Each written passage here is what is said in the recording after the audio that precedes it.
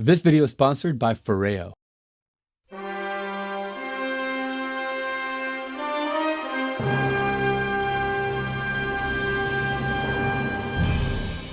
It's a period of energy unrest. Rebel lawmakers striking from a hidden swamp in Washington, D.C. have dealt their first blow against the evil natural gas empire. Rebel scientists performed studies stating gas stoves contribute to 13% of asthma cases in children and other air-related illnesses. But spies have managed to steal secret plans to the empire's ultimate weapon, the induction electric cooktop, the proclaimed savior of the stove wars. Hold on, who's the rebel scum in this analogy? Or we have a little bit of fun. But there is a bit of a stove wars brewing, and it might decide how you cook the food of the future. Whether it's banning natural gas cooktops, public anger, or personal preference, this story has a bit of everything. But what exactly does it mean, and how might it affect you? And should you be worried or excited? Let's find out. This is the Stove Wars. I'm Ricky, and this is Tuba Da Vinci.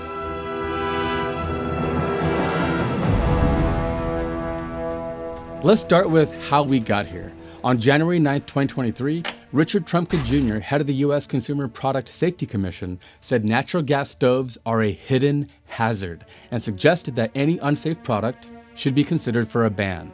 He would later walk that statement back, but not before social media and news outlets exaggerated, politicized, and turned cooking into a tribal situation where you are supposed to draw lines in the sand and pick sides. Most reasons for banning natural gas stem from studies that state its impact on our health. A study from Harvard in June 2022 stated natural gas contains trace amounts of other harmful gases outside the known harmful products of the methane combustion process. Natural gas is largely methane, around 60 to 90%, but it also contains other volatile organic compounds, VOCs, like alkanes, cycloalkanes, and aromatic, and non-organic compounds like hydrogen sulfide, carbon dioxide, water vapor, nitrogen, and helium. Another study from 2022 stated that natural gas stoves contribute to 13% of asthma cases in children. And that's the one I believe that really started the stove wars. Roughly 40% of US homes use natural gas for cooking today. And personally, for me growing up, every home I've ever lived in has had natural gas cooktops here in California. I still remember when my parents shopped for their very first house, my mom specifically wanted the house that had a natural gas cooktop. In a lot of ways, natural gas is that ingrained in our imaginations when it comes to food with flame and the romanticism between the two. In the early days, we cooked directly on an open fire, to wood stoves, to gas stoves, but the basic idea always remained the same. Then came a crazy sci-fi future with microwaves and electric cooktops, and this isn't a change everyone is going to be happy to make. But back then, the electric alternative, the electric coil cooktop, kinda sucked. They worked by sending electricity to a very high resistance coil that glows hot as it converts electricity into heat. But it has the same problem as natural gas, where a lot of the heat is just sent into the outside air and into the room as opposed to the pot or pan you're trying to heat. Radiant electric is a newer tech where a heating element gets hot under a plate of glass. If you've ever seen a glass cooktop with a really hot red glowing ring in the middle, that's a radiant cooktop. So if natural gas is the empire at 40 to 55% efficiency, then the electric coil cooktop is the Sith at 60 to 75% that no one likes. Then we have radiant electric cooktops, the rebels, at 80%. But there's a new game in town, the induction cooktop, and it's the Jedi in this analogy at 90% efficiency. Oh, I almost forgot, I got a gift for my wife, and what better time than now to tell you about our sponsor this week, Foreo. Foreo is the premium Swedish beauty brand that makes some awesome products that might be the perfect gift for that special someone in your life. This is the Foreo Bear, and using pro-level microcurrent and T-sonic massage, the Bear improves overall facial contour and reduces signs of aging. The Bear goes where traditional skincare can't, the muscles. It stimulates and tones them to firm the skin above for an overall sculpted complexion. 95% of users report their faces look younger and cheekbones more lifted. And who says it's only for the ladies? I'm no spring chicken, and And as much time as I spend on camera, I might need to sneak in some treatments myself. It's clinically proven to improve wrinkles, fine lines, skin firmness, and elasticity in just 1 week.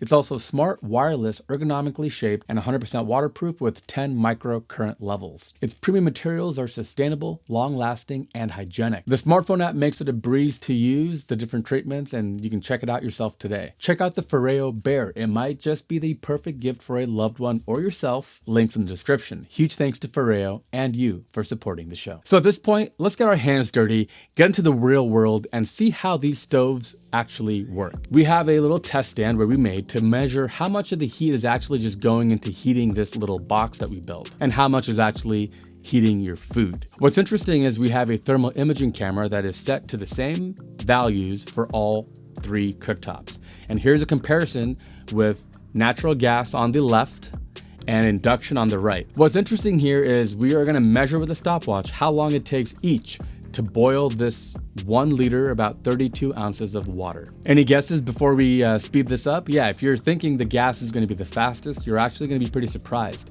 This is where that inefficiency comes in. A lot of the fire, as you can kind of see, is billowing around the pot and not actually heating the water, and instead just heating up the room. And in fact, if you look at temperature data point number 2, you'll see just how hot the top of that box is getting, much warmer than the induction side. So now on the right, you can see that the induction coil is a lot more precise and controlled. And that's because the induction coil incites a magnetic field that heats the bottom of the pan. But you can see that the top of the stove is way cooler now on the induction experiment. And that's because, well, 90% of the heat you're actually producing goes into the pot instead of into the outside air. All right, so first, believe it or not, the induction cooktop wins.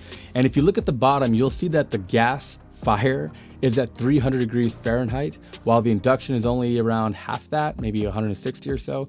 But even then, all that heat goes to the pot, and it actually wins this competition by finishing off in 5 minutes and 33 seconds. And the natural gas takes almost 2 minutes longer at 7:31. So even though it has way more heat at the bottom, most of it just kind of goes around the pot or pan. This happens all the time, you might be surprised.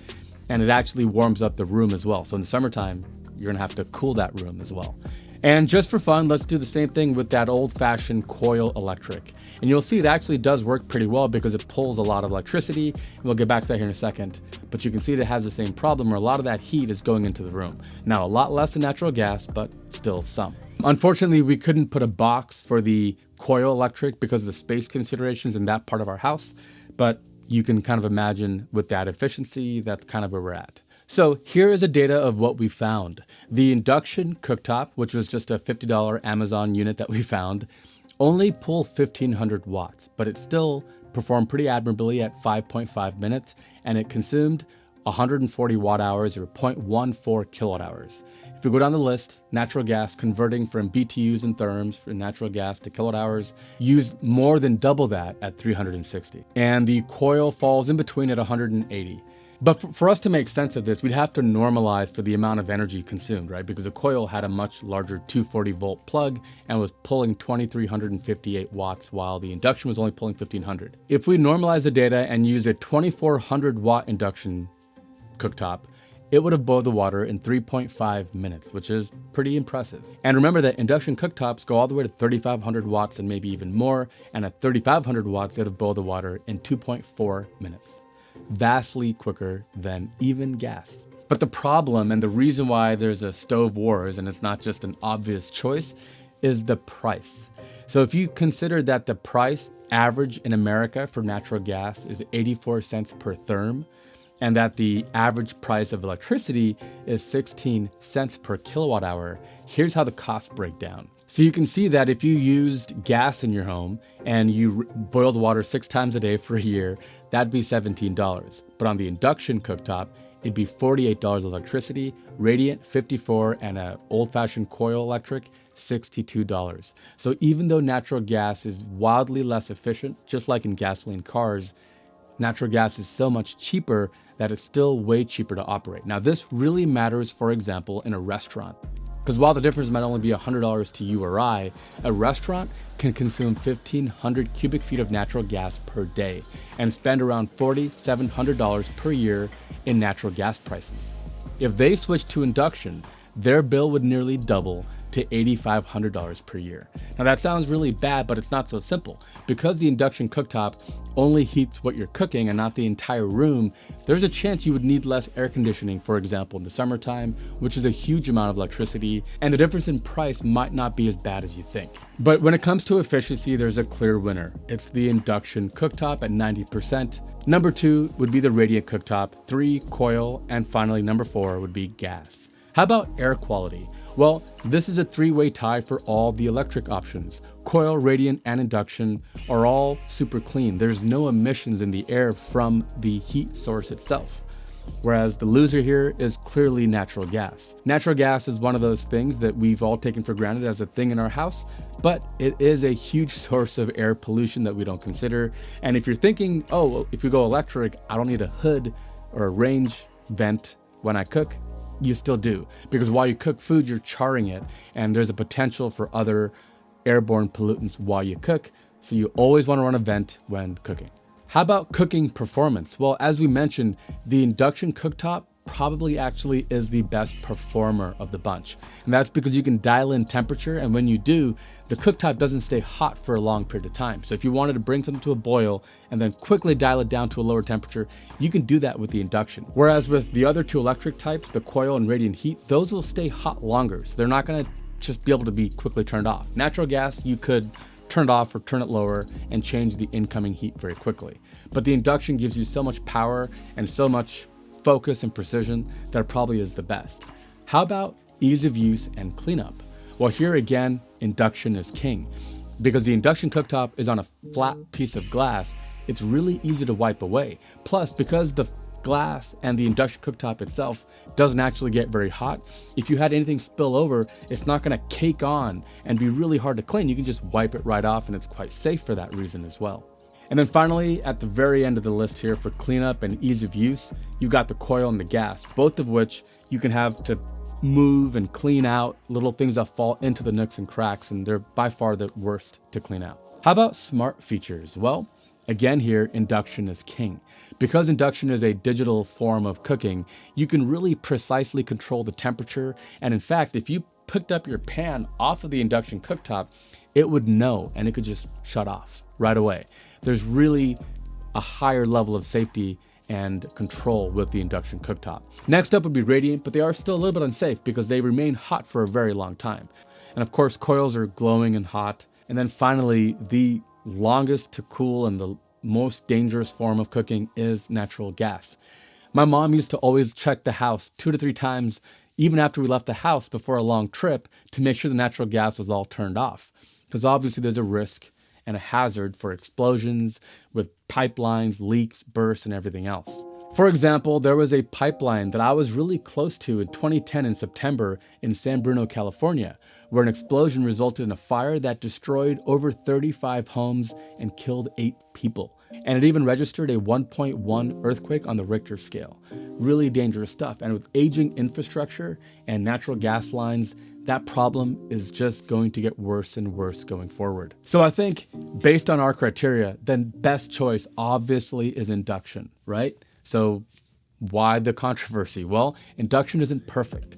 For one, we've been using this induction cooktop that we showed you here for the past week. My wife and I had the same feedback. The food cooks so quickly that we had to retrain our cooking habits. Like if you think you have 2 or 3 minutes while you're cutting up an onion before the water gets hot, you might not anymore. Obviously you can set the temperature down, but it might require a little bit of retraining and rethinking about how you approach cooking. You might also need brand new pots and pans.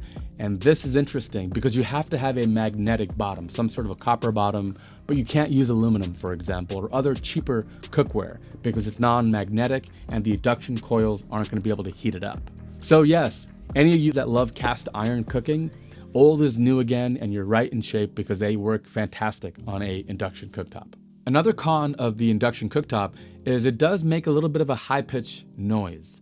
Now, it wasn't really too much of a bother for me, but it did bother one of my editors. So this is maybe sensitivity to the spectrum of sound, and it might affect people differently. So check it out for yourself. See if you can try one out at a warehouse or if you have a friend who has one to make sure it doesn't bother you. I'm not sure if it was just my system. It was a $50 very cheap system on Amazon. And if bigger, more industrial cooktops that you would buy for your whole kitchen wouldn't be better, I'm just not sure, but double check that before you buy one. What about curved bottom pots and pans and woks and things like that? Well, they are a bit of a challenge because you have a smaller surface area making contact. They do still work, and they actually do make curved induction cooktops like this YouTube video that we will link below. So let's wrap this up. First of all, no one is coming for your natural gas cooktops. All the laws that we're talking about affect the future sales and future building projects that will be rolling out tomorrow. All natural gas cooktops in the wild aren't going anywhere anytime soon. Induction is a vastly more high-tech and better solution in almost every single way, but cheap natural gas prices will make natural gas cooking the low-cost king for the foreseeable future. Now, obviously, conflicts in the Ukraine and all the other stuff happening in the news is going to impact natural gas and electricity prices, so this data could change, but hopefully we'll put a link to this spreadsheet. You can figure out the numbers and see how much it would cost you based on which technology you'd be using. Natural gas, don't forget, is the only open flame we have in our homes. And we've gotten so used to them for so long that we've forgotten how dangerous they truly are. If someone told you, yeah, I burned my house down, your first thought would be your stove, right? That's how dangerous they are, but we've been using it for so long, we don't think of it that way. So do I just recommend you should get out there, throw your old stove away and get an induction cooktop? Well, not exactly. It really depends on your kitchen and what you're wired for. So for example, if you have a natural gas cooktop today, odds are you don't have a 240 volt electrical line behind your stove, which means that you'd have to hire an electrician and run new 240 wiring, which can cost $1,000 to $2,000 before you even buy a new cooktop. But if you have an old-fashioned coil electric cooktop, you're going to be wired for 240, and this upgrade might just make sense for you, and I think you'll probably appreciate the upgrade. So we mentioned a lot of this is going to impact the future. So in this way, California typically leads the way when it comes to energy-related matters. Whether you think that's good or bad is up to you and your political views, but for once, California is actually being pro-consumer choice because new building codes will require pre-wiring homes with 240-volt high-power electric lines for appliances such as stoves and hot water heaters, even if the builder decides they want to use natural gas. This means that even if your house, when you buy it in the future with new building codes, had a natural gas stove or a natural gas water heater, you would have the wiring in place to be able to swap it out and go electric, like a heat pump, water heater, and an induction cooktop, the two premier forms of electric heating for those applications. So on my old house, I have neither. And so for me, I would have to pay a lot of money to an electrician to run the new wire to be able to make those changes. I can't get an electric water heater because I don't have 240 behind my water heater. And I can't get a electric induction cooktop because I don't have 240 volt back there either. So yes, the stove wars are cooking, but you don't have to worry because for once there might actually be more choice, not less. No, they're not coming to take away your natural gas stove. And if you prefer it, odds are you can probably just keep on using it. Interesting though, when it comes to bans, Republicans have been the loudest critics, and 20 Republican-controlled state legislatures have actually passed laws prohibiting the ban of natural gas. A natural gas ban. But most households in those red states cook with electric stoves, not gas. According to a 2020 analysis from the Energy Information Administration, in the US, the highest percentage of households that use gas for cooking are controlled by Democrat states, including California, Nevada, Illinois, New York, and New Jersey. A little bit ironic, but I understand these things get heated. Me personally, I'm a believer in freedom and consumer choice. So I don't really support any kind of ban on either side. I think the engineers and scientists should be the ones out in front coming up with new ideas, new technologies to make our lives better. And I think lawmakers are out passing bans and anti-bans, and really neither accomplishes much of anything. So I think when the technology gets better to a level where you'll want to make the change, you will. That's how technology always works. When electric cars are widely available and way cheaper and everyone knows it, you won't need to ban gasoline cars. You just won't have much of a market for them. But until then, yeah, this is going to be a little bit of a contested issue, and it really matters mostly for the buildings of the future. You got to remember, running natural gas along with electricity to homes might require running 10, 20, 30 miles of natural gas to a new residential development. And that cost is one that builders may not want to pay, because as we increasingly become more electric, natural gas is going to probably fall by the wayside naturally. It's just not going to compete in terms of cost. And when more companies make induction cooktops, those prices will come down too. Anyways, that's my take on it. But what do you think? Are you excited? What side of the wars are you on, or which do you prefer? Do you have a nostalgia for natural gas like I did? I mean, to me, it was just something that I grew up with.